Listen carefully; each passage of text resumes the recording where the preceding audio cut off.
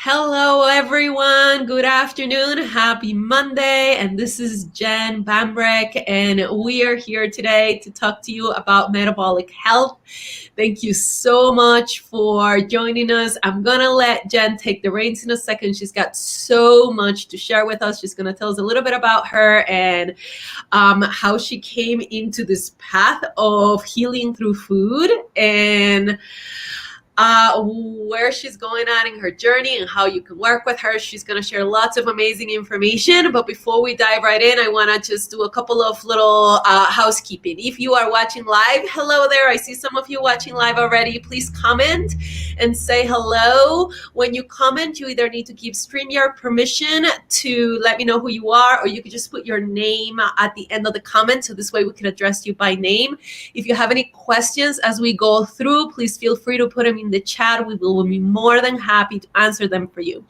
And I also want to do another quick disclaimer in regards to the fact that there's many ways of thinking when it comes to health and to food and what the right thing is. And just like I believe there's a yoga practice and a mindfulness practice that needs to be specifically for you, taking lots and lots of factors into account, I believe it's the same thing with food. So a lot of the times you will see me have guests in this group that have maybe even opposing opinions, right? I might disagree with each other.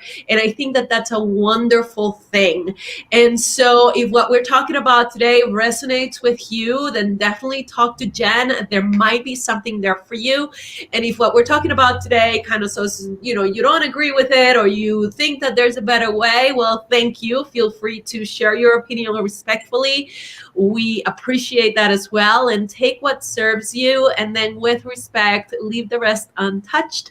And with all of that said, hi, Jen. Welcome. How are you?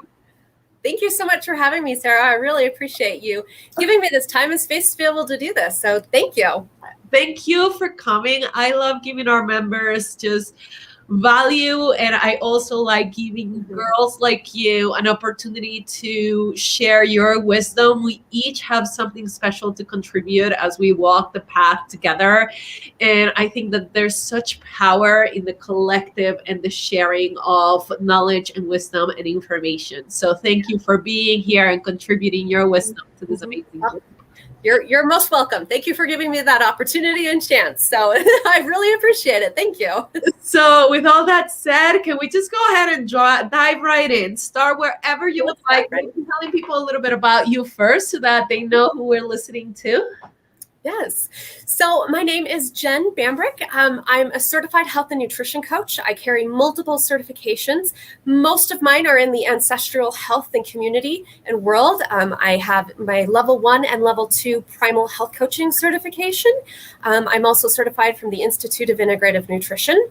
And I kind of have adrenaline junkie issues, and I'm a CrossFitter. I've got my level 1 CrossFit certification and coach as well. So coaching is my passion. It's my love. Being able to share knowledge and help people reach their goals is truly just what drives me and my life. So yeah, this is exciting for me. Right down my path and alley. Cool. Thank you. And how did you come to be such a health junkie? Well, great question. So I grew up as a competitive gymnast. And in my day, so I'm old enough that when I was a young gymnast, anorexia was truly kind of taking off and taking hold in the world of competitive gymnastics. And we were beginning to understand the world of female triad syndrome and, just the implications that has for us as young, especially female athletes, for the rest of our lives. We're kind of seeing it played out now in our lives, but having had that experience of being a competitive gymnast, one of my coaches was a collegiate coach and then coached us on the side. So we had access to some of the most phenomenal nutrition education that was available at the time. And so we had nutrition coaches that would come in and speak to us in the gym, teach us about nutrition and health so that we could be training for 5 hours a day at 10 years old. So that is truly where my love and my passion for nutrition and fitness began, when I was just a wee little tyke in the gym as a gymnast. And the years, it's just growing, working through my own health issues, my own health struggles. Through that, I was able to find ancestral nutrition and, kind of have gone down some maybe crazy paths, but that kind of tends to be my life, is take the path less traveled and, willing to experiment and try new things. So yeah, kind of a journey. Cool. So where are you at now? Because I would imagine your philosophy regarding nutrition and eating and food has probably evolved through the years and the decades. How did you end up where you are now? And what do you preach nowadays? What has worked for you, I should ask, I guess, is the better question. Perfect. That's a great question. So when I was about, late teens, 17, 18, so I had a career-ending injury that pulled me fairly young from the sport.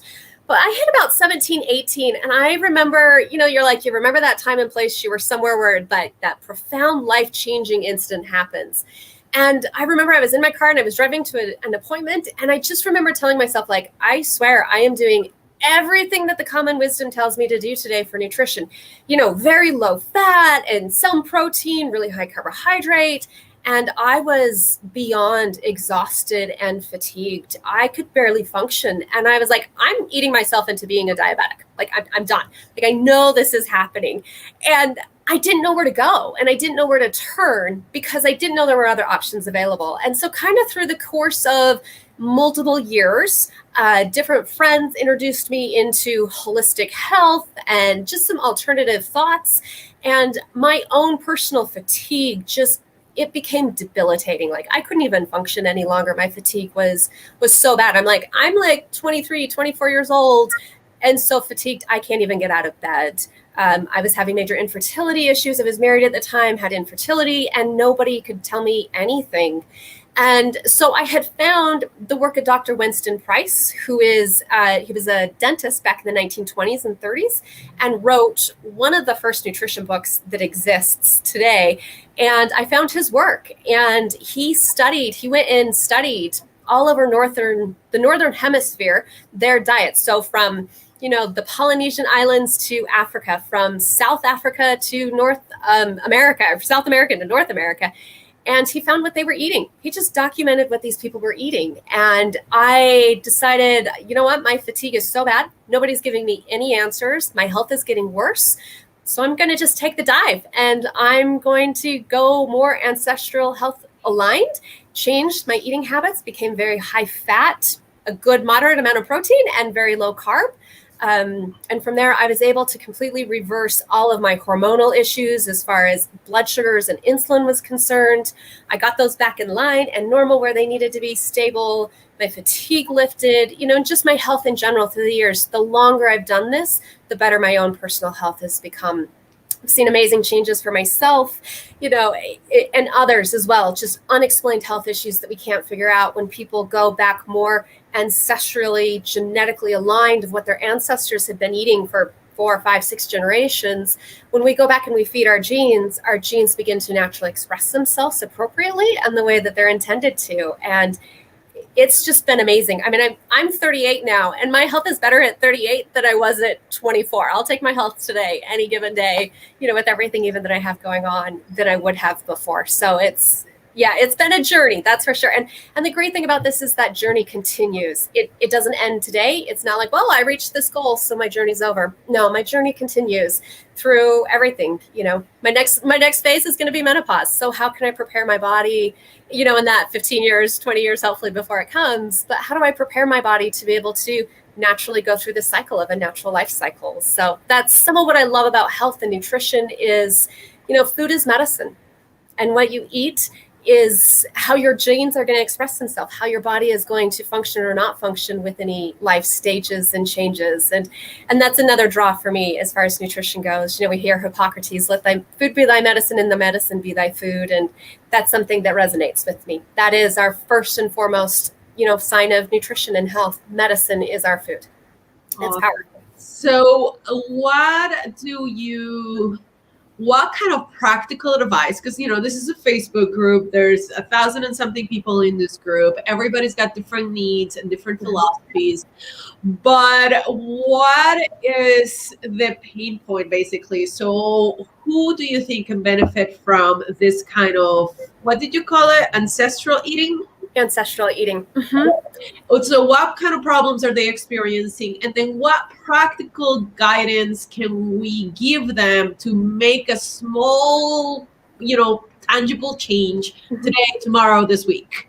Yeah, definitely. So I really think today we can all benefit. There is not a single person who couldn't benefit from truly feeding their genetics, from feeding their genes. We're human beings, we're animals, just as all of our other animals. My dog is sitting right here, a cat, the wild animals, whatever. When we feed our bodies the way that they were intended to, they're always going to function better. So I don't think that there's a single person out there today who couldn't benefit from increasing their nutrient intake, from eating a better, healthier, full range diet versus what they're eating today, which I know is broad. You're like, everybody, I know everybody. So some specific symptoms that maybe you're experiencing.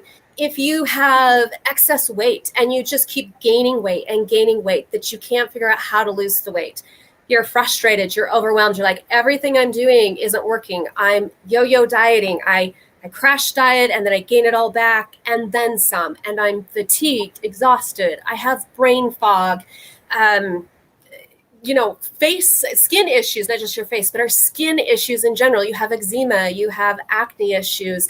I had some major acne issues that I really cleaned up with my diet. So, if you have diabetes, if you have cancer, if you have heart disease, inflammation, gout, arthritis, any one of those are going to be both impacted, but they can be alleviated to some degree, if not fully, with a whole nutrient dense real food diet. So what does that look like? A whole nutrient dense raw food diet for normal people like me who right eating everything, and I eat quite healthy. I don't go out and buy junk food, and I try and make sure that I put nutrient-rich foods in my body, lots of fruits and vegetables. But what exactly does that look like in a practical way? Because there's so many extremes of this, right? Right. Yes. There's people who don't care and they just eat whatever, and then there's people who are just so methodical and so careful with what they put in their bodies. Yeah. There's got to be somewhat of a happy medium. So can you give us some good, the most valuable tips to get to that happy medium? Yeah. So my most valuable tips, if you could have maybe 3 tips that I would say are the most healthy tips to be able to do. The first one I'm going to give you is to eliminate hydrogenated processed seed oils from your diet. And I know this is a heavy hitter, a big one, because this is very controversial from what you're going to see on the media, or maybe a doctor is going to tell you. Always listen to your medical doctor first. I'm not a medical doctor. This isn't medical advice. This is just my tips as a certified health and nutrition coach. But I would eliminate hydrogenated seed oil. So canola oil is a big one. Corn oil, cottonseed, soy. These oils destroy our bodies at very deep cellular levels. Our energy sources, where all of our energy really and truly comes from within our cells, hydrogenated oils destroy those mitochondria, we call them. And they're our little powerhouses. And if those powerhouses are damaged, you're going to be exhausted. You're going to be fatigued. You're not going to want to go for that daily walk or do an exercise or even have the energy to make healthy lifestyle changes. So that would be my first one, is to eliminate hydrogenated processed vegetable seed oils. And that's going to basically take out most boxed and packaged foods. And then that's where we have to start saying, okay, how do we learn how to cook? How do we learn how to start eating healthier foods? Getting into saying animal fats are some of the most nutrient dense foods you can eat. Animal proteins. So things like butter and beef and whole eggs and, those things, those are the foods you're going to want to reach for. Your animal proteins are just packed with the most nutrients that you can find out almost any food that's available to you. And then getting into saying, okay, how do we locally, seasonally eat some fruits and vegetables? Because let's be honest, to say you can never eat fruit again, or, no vegetables, that's not a fun life. I don't think anyway. I love seasonal fresh berries, or even today I had some blueberries. It's a fantastic time to eat some when it's cold and rainy and snowy outside. So my other tips would be get outside and go for a walk every day. We don't truly understand the benefit of that daily walk. Our genes, our ancestors, they were hunters, they were gatherers. They would spend hours, up on their feet, walking and moving. We call it in the primal world, frequently moving at a slow pace. And it's amazing the health benefits that can do for you. So just something simple, get up and go for a walk. You might not think it can change your health, but it could. It's a dramatic change that could have in your health. That makes me feel so much better because that is actually what I do. I frequently move all day, every day in a slow way, right? So I do not like cardio. I do not like biking. I could never do CrossFit. I don't know how you guys do it. It's quite intense for me, but I do not not a single day goes by where every now and then I guess I skip a daily walk, but I go out for a little, even if it's just 30 minutes, an hour every single day. And I almost can't live without it. Like it just clears my mind and it just feels so good. And then the yoga is very slow moving too, right? Like yoga is kind of high impact, fast, not the way I teach it anyway. So that makes me feel better. But I'm going to backtrack a little bit in regards to oils. So no hydrogenated seed oils. What oils do we use instead then? Yeah. So your best oils to cook, kind of the easy way that I describe it for clients is you want your oil solid at room temperature to be able to cook with it. So if you're thinking such as like butter, even if you leave your butter sitting on the counter, it's soft, but it's still going to be solid. Coconut oil is going to be, a very similar thing, until it gets really hot, when it's hot outside because your coconut oil turns to an oil, to a liquid. But other than that, as a general norm, it's going to be solid.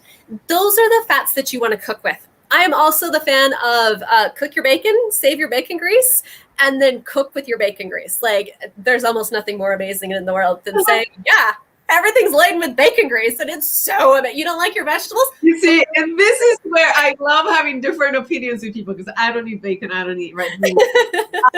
I'm going to jump ahead to the third thing that you said because the box food, I think it's pretty obvious. Do not eat box food. But I do think that there's very different opinions in regards to animal fats and animal proteins.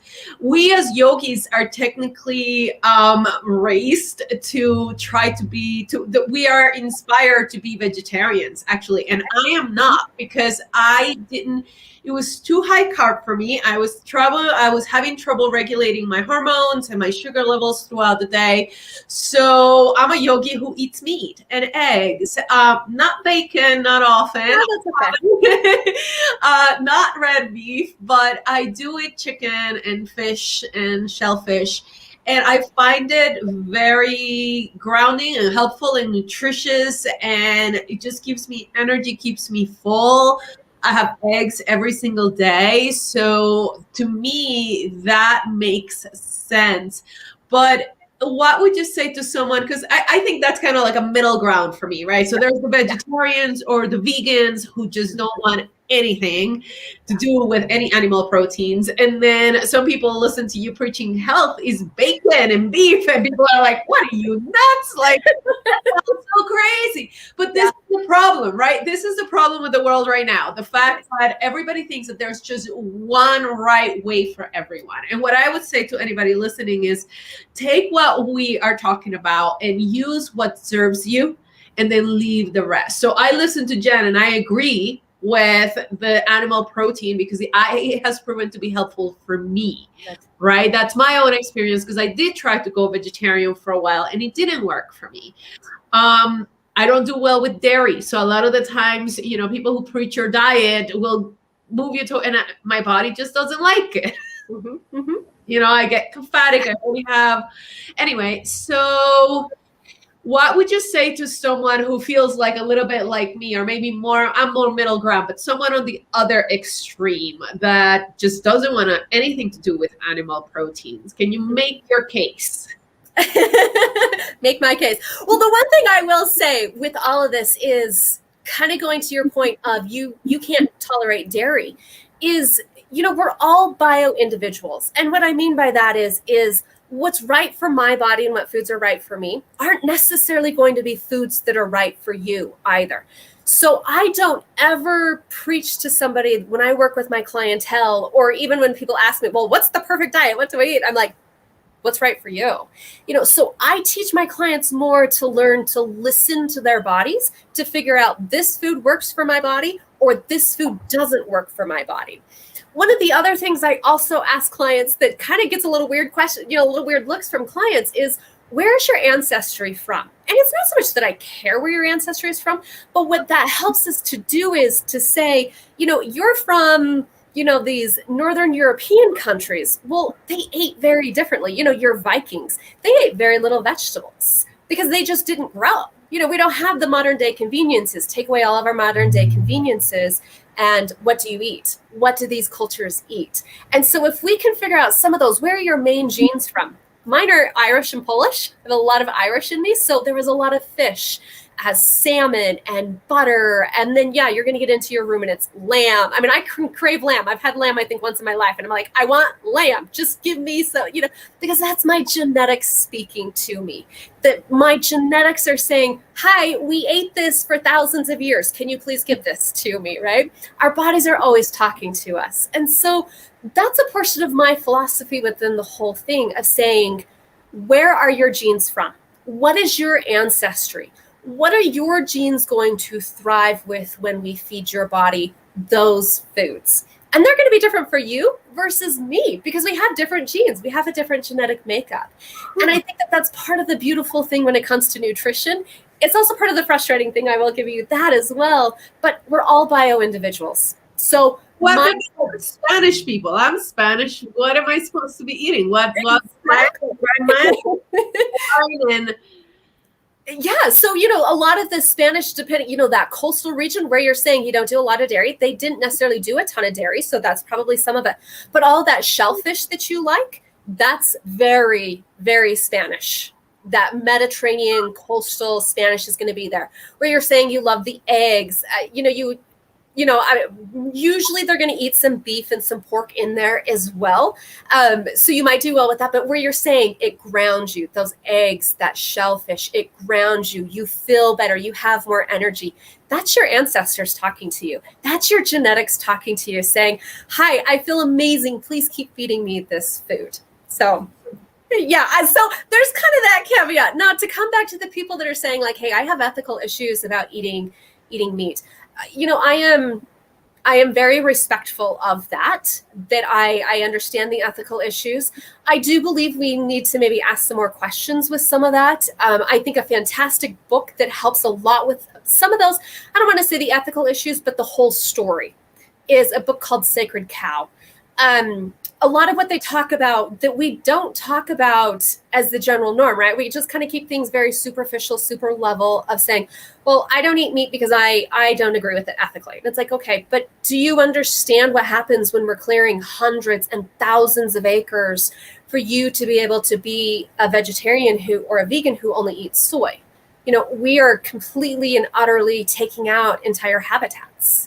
When we're going through now doing all of the farming as farming practices are done today to be able to feed enough people on a vegetarian diet, vegan diet, or all of the fruit and vegetables necessarily that we even encourage people to eat, is there's a lot of animals that lose their lives, unfortunately, through that.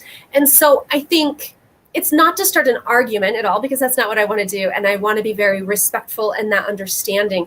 But I think we need to broaden our conversation. I think we need to be willing to have the really hard, tough conversations within this to be able to say, okay, but do you understand this? Do we understand when we're talking about herds? Here in Utah, we have deer and elk herds, and they're like, oh, we don't want to hunt them. This is horrible. Well, if we have our harsh winters, do we understand if the herd is too large and there's not enough food, that those animals die really painful deaths? So is it better to say we're working on that, keeping the healthy population, or is it just a one size fits all? So, I'm not going to tell anybody either way. Anyone that's going to work with me is probably going to be an animal eater in some regards, just because I truly believe there is no culture that has ever eaten a vegetarian vegan diet and is ever healthy. It just doesn't happen. And I've read too many stories and too many of accounts as well of, people who were very big vegans, very big into the vegan community, but they were closet meat eaters, because they just couldn't do it. Their health was deteriorating so bad that they had to be a closet meat eater. And it's really kind of sad that that's what they had to do to be able to do it. So I think we need to start broadening the conversation, but I think we need to be willing to start asking some hard questions and having those difficult conversations within the context of saying, what is a healthy diet? What is healthy for the planet as well? It's not just us, but the health of the planet, the health of our soils, the health of our animals. Because we're all in this together. that's what's so interesting about having, this is why I like having these conversations in this group, because I believe that there is a bigger picture and there is a middle ground, and that the only way to find that and see that is to have the darn conversations, you know, because I'm sure that there's somebody on the other side of the, Zoom over here or whatever we're on, that's like, oh, that is not true. And the human mind is very creative, and our egos like to argue with each other, because if I'm right, I'm better than you, and if you're right, I'm better than you. And I don't think it has to be that way. I think that if we were to get our egos out of the way and have an educated conversation and get rid of that polarization, then we can all learn a little bit. There's a truth in what you're saying, and there's a truth in what they're saying, and there's a truth in what the yogis are saying about being vegetarian. There's a truth in everyone, but in everything, but we have to find also what our truth is. And the only way to do that is to open up our minds and listen. Yeah. And I would say this to anyone who is, because I have nutritionists and foodies here, because I'm not one. To me, food is just something that keeps my body healthy and alive and happy. And I love my body, so I take good care of it. But it's not the main purpose of the reason we're on earth, right? It's just a small little to eat. We have to eat because we're on earth, but we're not on earth to eat. And as long as you are feeding your body well enough, chances are you will be healthy enough to do the spiritual work that you need to be doing, which should be your top priority. Yes. And so I would say, if you are experiencing any aversion to any of this, or any strong emotions against something that you're listening to, I say to that, hallelujah, look at your ego, look at what has been triggered in you, because it probably has nothing to do with the food. It probably has to do, it's probably a projection of some energy that you need to heal from within, that's then being projected out into a food conversation. So I would bring it up into perspective, and I like to be very neutral when I host all of my foodies here, because you all have such different opinions, and I want to give you all a platform so that we have this conversation, and at the same time use it as a teaching experience from a spiritual perspective of take a look at what is going on within you emotionally, and don't get all caught up. Listen to what serves you. There might be some good knowledge and some wisdom there. Mm-hmm. And then if you get triggered, then look at that from a different place. Look at the emotions that get triggered versus the right or wrong, egotistic, better or worse than others. We have a couple of things in comments here. People like that you said that medicine is our food. People like that Rebecca, you're back. Hello, welcome back. I don't know if you're still live. Our bodies are always talking to us. That's great. Arlene says, thank you. Pam is joining us from California. So thank you guys for watching. Jen, anything else you want to share before we log off? And how do they get in contact with you? And how does somebody contact you if they want to work with you? Mm-hmm, mm-hmm. So I am kind of all over the place on social media. So I would say one of the big things for me as a health coach is kind of like Sarah's saying, that this journey of food and nutrition it's very spiritual. It's very emotional. So I am a really big proponent of getting to know you, and you guys getting to know me, and kind of my ideas, philosophies. Am I practicing what I preach? Am I leading from the front? Am I not? Kind of before we start some of these journeys, because the journey that we go on when we start working in our bodies is very emotional. It can be very spiritual. So it's sometimes somewhere that you need to be able to be ready for that. So I am kind of all over social media. So anywhere you would like to connect with me on social media to kind of get to know me, my teachings, my thoughts, my philosophies, how I kind of live my life. I'm anywhere. My business name is Thrive on the Basics. And the reason I called my business that is because I believe no matter what it is in life, whether it's nutrition, fitness, religion, politics, the world, whatever it is, hunger, we need to come back to the basics. And if we don't have those basics solid down, fundamentals, everything else collapses and crumbles. So my business is Thrive on the Basics. I have a personal Facebook page where I do a lot more teaching and education. It's a community to be able to build support alongside of each other, because we can't do this journey alone. We can't do any journey alone. We can be good alone, but we can't be great if we don't have others beside us. So my Facebook page is my personal page, and my Facebook group, sorry, that's what I'm trying to spit out. My Facebook group is Thrive on the Basics, and those are probably places you're going to be able to find me. DM me, Jennifer Bambrick. I am here to be able to answer any questions. Awesome. So this is what I'm going to do. I just put on the chat the link to my Facebook group, because this is streaming on 3 places: YouTube, my page, and the group. So I put the link to my group, and in that group, we'll have this. Or inside the group, please go ahead and put in all of your contact info, your website, a link to your Facebook group, or whatever it is. So if people are looking for it, they want to connect with you, they know where to find you. So thank you, everyone, for watching. Thanks, Jen, for sharing your love and wisdom with us. Have a blessed day, everybody. Namaste. Thank you.